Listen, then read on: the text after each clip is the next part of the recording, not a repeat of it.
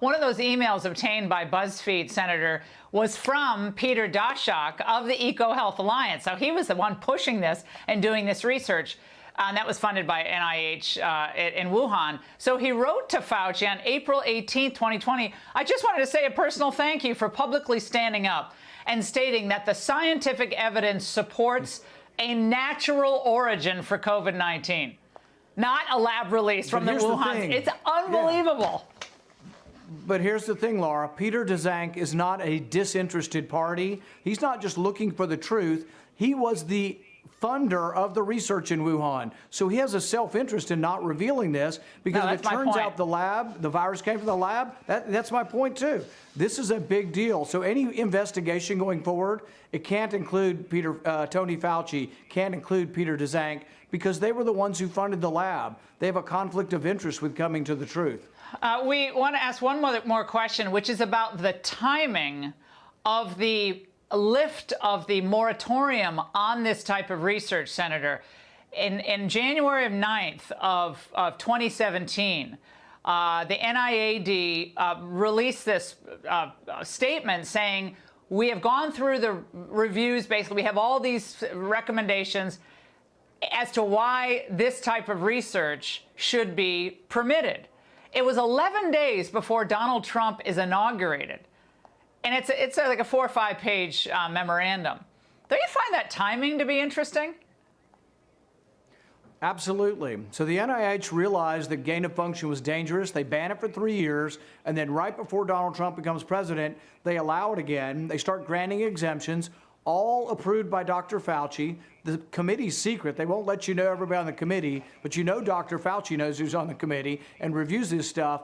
But then they also allowed some of the research in Wuhan not to go before the committee. And when they were asked, why was this not reviewed by this committee on safety? They said, well, it wasn't gain-of-function research. So they basically defined it out of the purview of the committee that was supposed to be assessing safety and preventing, dangerous experiments from going on. So, yeah, there's something rotten in Denmark, and somebody needs to get to the bottom of this. But it can't include Tony Fauci investigating himself. It's got to be an independent, bipartisan commission. Good evening and welcome to Tucker Carlson Tonight.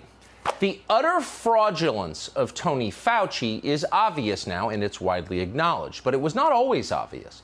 In March of last year, we interviewed Fauci on this show. We treated him with respect. We took his answers seriously. We're Americans, so we assumed the man in charge of protecting the U.S. from COVID must be rational and impressive. We also assumed he must be honest. But we were wrong. It soon became clear that Tony Fauci was just another sleazy federal bureaucrat, deeply political and often dishonest. More shocking than that, we then learned that Fauci himself was implicated in the very pandemic he'd been charged with fighting. Fauci supported the grotesque and dangerous experiments that appeared to have made COVID possible.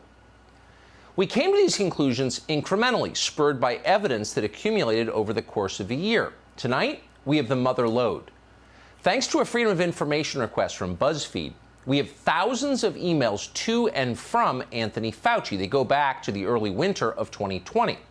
Collectively, they show that from the beginning, Tony Fauci was worried that the public might conclude COVID had originated at the Wuhan Institute of Virology.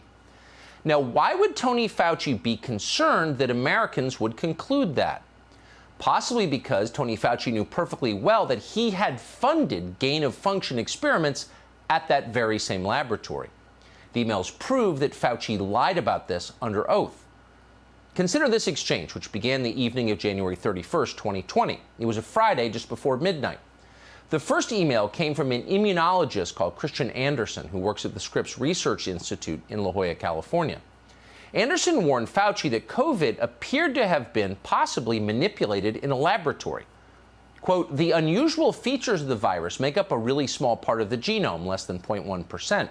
So one has to look really closely at all the sequences to see that some of the features potentially look engineered. The next day, on February 1st, Tony Fauci wrote back, thanks, Christian. Talk soon on the call. Fauci then sent an urgent email to his deputy, a man called Hugh Auchincloss. The subject of that email, in all caps, was important. Quote, Hugh, it is essential that we speak this AM. Keep your cell phone on. Read this paper as well as the email that I will forward. You will have tasks today that must be done. Attached to that email was a document. It was entitled, quote, Barrick, Shi et al., Nature Medicine, SARS Gain of Function .pdf. Now, the Barrick in the attachment referred to Ralph Barrick, a virologist based in the U.S. who collaborated with the Wuhan Institute of Virology. Barrick worked with a woman called Dr. Shi Shengli, known as the Bat Lady because she manipulates coronaviruses that infect bats. She was the she in the attachment. Now, keep in mind that during the questioning from Senator Rand Paul of Kentucky fairly recently, Tony Fauci denied that this same Ralph Barrick had conducted gain-of-function research. Again, this is the Ralph Barrick in Fauci's attachment, which was entitled Barrick, Shi et al., SARS Gain-of-Function .pdf.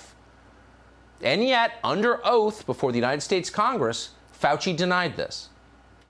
Dr. Barrett does not do gain-of-function research, and if it is, it's according to the guidelines, and it is being conducted in North Carolina. And if you look at the grant and you look at the progress reports, it is not gain-of-function, despite the fact that people tweet that. Oh, it wasn't just on Twitter. It was in Fauci's own emails. In retrospect, that looks a lot like perjury. We do know that starting early last year, a lot of people at NIH were worried that COVID had not occurred naturally. They were concerned it had been instead manipulated in a lab in China. And yet they seemed determined to hide those facts from the public. Again, why? On the afternoon of February 1st last year, Fauci held a conference call with several top virologists.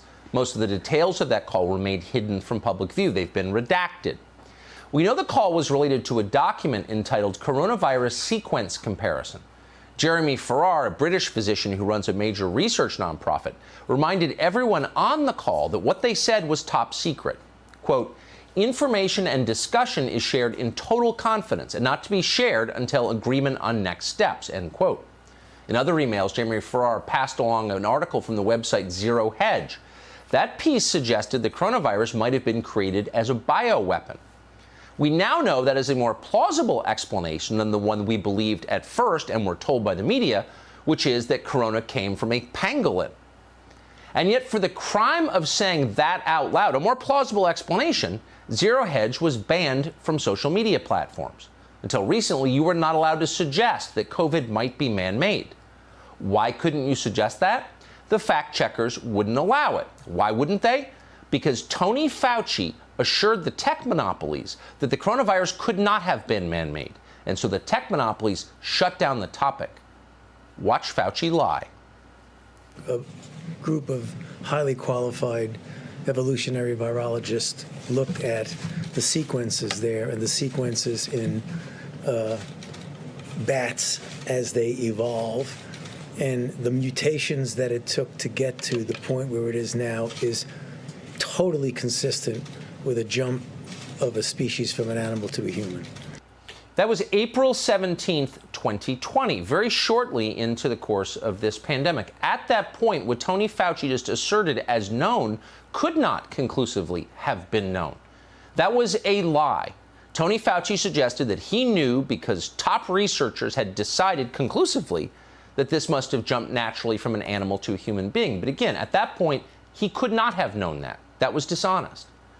2 days after he said that, one of the virologists that Tony Fauci had funded to conduct dangerous coronavirus experiments in Wuhan wrote to thank him for the help. That man, a man called Peter Daszak, complained to Fauci that the American tax dollars he'd taken for these experiments were being, quote, publicly targeted by Fox News reporters. Yet Daszak remained grateful for Tony Fauci's support. Quote, I just wanted to say a personal thank you on behalf of our staff and collaborators, end quote. Now, strangely, most of this specific email from Daszak to Fauci has been redacted, and it was redacted under FOIA Section B7A. That specific exemption to the FOIA law applies to, quote, records or information compiled for law enforcement purposes, but only to the extent that production of those documents could reasonably be expected to interfere with enforcement proceedings. Are Peter Daszak and Tony Fauci under criminal investigation? We can only hope they are. They certainly deserve it. At this point, we can't say for sure. We do know that Fauci hasn't simply lied about the origins of COVID, pretending to know things he could not know. He has also lied about vaccines in key ways. In March of last year, former Obama official Zeke Emanuel wrote to Fauci to ask a very simple question, one that we've asked countless times. Are people who have recovered from COVID generally immune from getting infected with COVID once again? That applies to about 100 million Americans, so it's not a small question.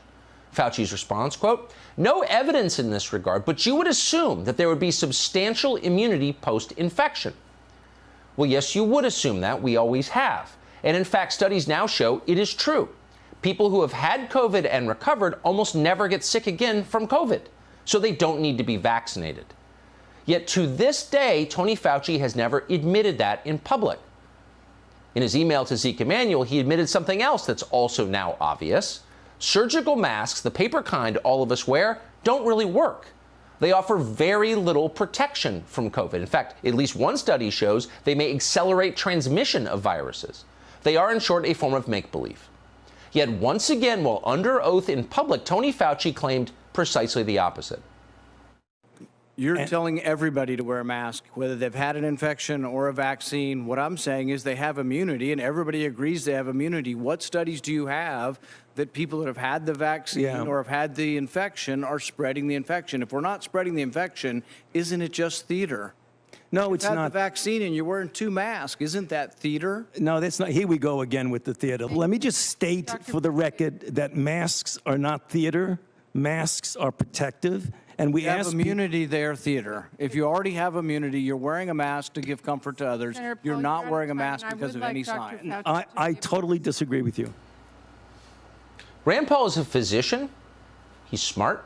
What he just said was true, and the science shows that it's true. There's not much debate about it, actually, among honest people.